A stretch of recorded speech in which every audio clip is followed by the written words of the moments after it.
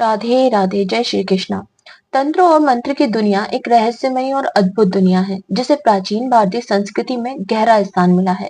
तंत्र मंत्र और यंत्र का उपयोग विशेष प्रकार की सिद्धियों और शक्तियों को प्राप्त करने के लिए किया जाता है। आज हम तंत्र के उपयोग पर सवाल उठाते हैं। सवाल यह है कि क्या किसी पर तंत्र करना सही है या यह नैतिकता के खिलाफ है। आइए इस सवाल पर ज्योतिषीय दृष्टिकोण से चर्चा करते हैं और तंत्र मंत्र के बीच के अंतर को समझते हैं कि तंत्र और मंत्र के बीच में क्या अंतर है। पहले यह जानना जरूरी है कि तंत्र और मंत्र में अंतर क्या है। तंत्र और मंत्र दोनों ही प्राचीन विज्ञान और साधनाएं हैं, लेकिन इनका उद्देश्य और तरीका अलग होता है। मंत्र साधना में उच्चारण किए गए शब्दों या ध्वनियों के माध्यम से एक ऊर्जा उत्पन्न की जाती है। मंत्र का मुख्य उद्देश्य मानसिक और आत्मिक उन्नति करना होता है। इसके माध्यम से व्यक्ति आंतरिक शांति प्राप्त करता है और अपनी आध्यात्मिक उन्नति कर सकता है। मंत्रों का उपयोग धार्मिक और आध्यात्मिक कार्यों में किया जाता है। तंत्र क्या है, चलिए अब इसके बारे में जानते हैं। तंत्र का उद्देश्य शक्ति और सिद्धि प्राप्त करना होता है। तंत्र में विशेष विधियां और क्रियाएं होती हैं जिनका उपयोग साधक अपनी इच्छाओं की पूर्ति और विशेष सिद्धियां प्राप्त करने के लिए करता है। तंत्र में देवी देवताओं की साधना के साथ साथ शक्ति साधना का विशेष स्थान होता है। तंत्र साधना का उपयोग कई बार विशेष परिस्थितियों पर प्रभाव डालने के लिए भी किया जाता है। अब तंत्र के नैतिक पहलुओं को समझते हैं। तंत्र और मंत्र दोनों ही आध्यात्मिक प्रक्रियाएं हैं, लेकिन तंत्र साधना को लेकर कई बार नैतिक सवाल उठते हैं। तंत्र का उपयोग शक्तियों को प्राप्त करने के लिए किया जाता है और इसका सही या गलत उपयोग पूरी तरह से उस व्यक्ति पर निर्भर करता है जो कि तंत्र साधना कर रहा है। ज्योतिष के अनुसार तंत्र का उपयोग सकारात्मक और नकारात्मक दोनों उद्देश्यों के लिए किया जाता है। जब तंत्र का उपयोग किसी की भलाई, उन्नति, सकारात्मक उद्देश्य के लिए किया जाता है तो इसे सही माना जाता है। लेकिन जब तंत्र का उपयोग किसी को हानि पहुंचाने या किसी को नियंत्रण करने के लिए किया जाता है तो यह गलत और इसका गलत परिणाम भुगतना पड़ता है। तंत्र का दुरुपयोग जो होता है उसके बारे में भी समझना बहुत जरूरी है। तंत्र का दुरुपयोग एक गंभीर समस्या है। कुछ लोग तंत्र का उपयोग दूसरों को हानि पहुंचाने, नियंत्रण में लेने या उनके जीवन में अस्थिरता पैदा करने के लिए करते हैं। ऐसे तंत्र साधकों का उद्देश्य स्वार्थपूर्ण और नैतिकता के खिलाफ ही होता है। तंत्र का यह दुरुपयोग न केवल सामने वाले व्यक्ति को नुकसान पहुंचाता है बल्कि उस साधक के लिए भी घातक होता है जो इसका प्रयोग कर रहे हैं। तंत्र साधना में नकारात्मक ऊर्जा उत्पन्न तो होती है, इसमें कोई दो राय नहीं है, और अगर इसे किसी के खिलाफ किया जाता है तो उसका असर केवल सामने वाले व्यक्ति पर ही नहीं बल्कि उस साधक पर भी पड़ता है जो कि तंत्र कर रहा है। तंत्र का गलत उपयोग साधक के जीवन में भी विनाशकारी प्रभाव डालता है क्योंकि यह ऊर्जा वापसी में भी असर करती है। तंत्र से जुड़े हुए कुछ ज्योतिष सिद्धांत होते हैं जिनके बारे में जानना बहुत ही आवश्यक है। वह सिद्धांत कुछ इस प्रकार से हैं जो मैं आपको अभी बताऊंगी। ज्योतिष में तंत्र साधना को लेकर स्पष्ट दिशा निर्देश दिए गए हैं। तंत्र का उपयोग तभी किया जाना चाहिए जब इसका उद्देश्य शुद्ध और नैतिक हो। यदि तंत्र साधना किसी की भलाई या सुरक्षा के लिए की जाती है तो इसका सकारात्मक रूप ही आपको देखने के लिए मिलेगा, लेकिन इसका उद्देश्य किसी को नुकसान पहुंचाना है तो यह नकारात्मक फल अवश्य ही देगा। इससे आप बच नहीं सकते।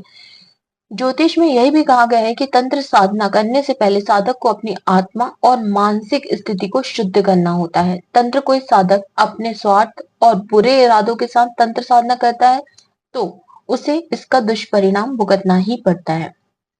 तंत्र साधना के प्रभाव क्या होते हैं इसके बारे में जान लेते हैं। तंत्र का प्रभाव व्यक्ति पर कई प्रकार से हो सकता है। यह मानसिक, शारीरिक और आध्यात्मिक स्तर पर कार्य करते हैं। जब तंत्र का उपयोग सकारात्मक रूप से किया जाता है तो यह व्यक्ति की उन्नति, मानसिक शांति और सुरक्षा प्रदान करने में सहायक होते हैं। लेकिन अगर तंत्र का उपयोग नकारात्मक उद्देश्यों के लिए किया जाए तो यह व्यक्ति के जीवन में अशांति, बीमारियां, मानसिक तनाव सब कुछ उत्पन्न कर देते हैं। कुछ लोग तंत्र का उपयोग विशेष शक्तियों को, सिद्धियों को प्राप्त करने के लिए करते हैं। उदाहरण के लिए धन प्राप्ति, प्रेम में सफलता या किसी विशेष उद्देश्य को पूरा करने के लिए तंत्र साधना की जाती है। यदि इस साधना का उद्देश्य सकारात्मक है और दूसरों की भलाई के लिए है तो इसके सकारात्मक परिणाम आप प्रत्यक्ष रूप से देख सकते हैं और इसका उद्देश्य दूसरों को नुकसान पहुंचाना है, तो नकारात्मक प्रभाव भी आप तुरंत ही देखेंगे। ये जो प्रक्रिया होती है तंत्र, इसमें क्या होता है कि आपको बहुत जल्दी रिजल्ट्स मिलते हैं। वहीं अगर आप मंत्र साधना के साथ में जाते हैं तो आपको रिजल्ट थोड़े से लेट मिलते हैं। इसलिए तंत्र बहुत टफ भी माना जाता है और इसके जो करने का तरीका होता है वो थोड़ा विचित्र टाइप का होता है, जैसे शमशान में पूजा करना, मुर्दे के साथ में पूजा करना या सिद्धियां प्राप्त करना या कोई भी साधना करना, साधना का तरीका एकदम डिफरेंट होगा और इसके परिणाम बहुत जल्दी मिलते हैं। दोनों ही हमारे हिंदू जो ग्रंथ हैं, जो हमारे वेदास हैं, उसी का हिस्सा है दोनों। लेकिन दोनों में डिफरेंस है। दोनों ही सकारात्मक नकारात्मक दोनों तरीके से प्रभाव डालते हैं। लेकिन मंत्रों को एक शुद्धि दी गई है, शुद्धि, सात्विकता, जो कि हम घर में बैठ के सिद्ध कर सकते हैं, हम घर में अपने भगवान के प्रत्यक्ष बैठ के सिद्ध कर सकते हैं। वहीं तंत्र हमें किसी ऐसी जगह पे सिद्ध करने होते हैं जहां पे हमें नकारात्मक और सकारात्मक दोनों शक्तियों के साथ में मिलकर एक साधना को करना होता है जिससे कि वो सिद्ध जल्दी हो। जब दोनों शक्तियां मिलती हैं ब्रह्मांड की तो सिद्धि बहुत जल्दी प्राप्त होती है। अब जानते हैं तंत्र साधना के नियम क्या होते हैं। तंत्र साधना करते समय कुछ नियमों का पालन करना आवश्यक होता है। इन नियमों का पालन करने पर तंत्र साधना का विपरीत असर हो सकता है। यह ग्रंथों में साफ लिखा हुआ है। तंत्र साधना के कुछ नियम इस प्रकार हैं जो मैं आपको बताऊंगी, उस पर आप ध्यान जरूर दीजिएगा अगर आप तंत्र साधना में जा रहे हैं तो, या आप तंत्र करने का सोच रहे हैं तो।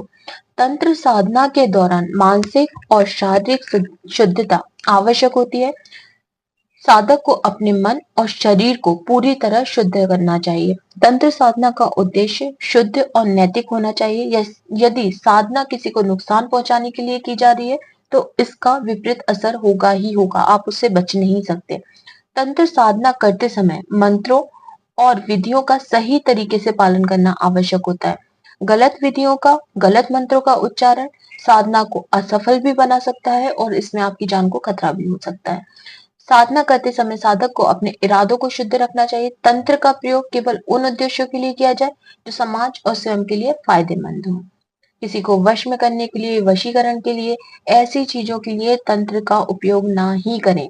अगर आप करेंगे तो आपको इसके विपरीत परिणाम भुगतने ही पड़ेंगे, इससे आप बच नहीं सकते। हो सकता है इसके परिणाम आपकी फैमिली को भी भुगतने पड़े, तो इसका विशेष ध्यान रखें। तंत्र का गलत उपयोग करने से क्या क्या दुष्परिणाम हो सकते हैं उनके बारे में भी जान लेते हैं। यदि तंत्र का उपयोग गलत उद्देश्यों के लिए किया जाता है तो इसके गंभीर परिणाम आपको भुगतने पड़ेंगे।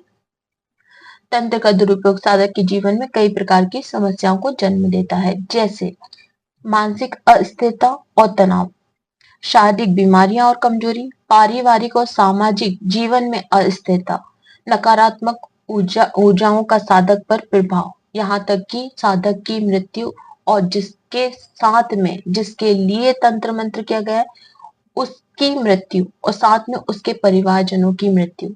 ये बहुत ही नकारात्मक चीज है, इसलिए बहुत ही सोच समझ के तंत्रों का प्रयोग किया जाना चाहिए।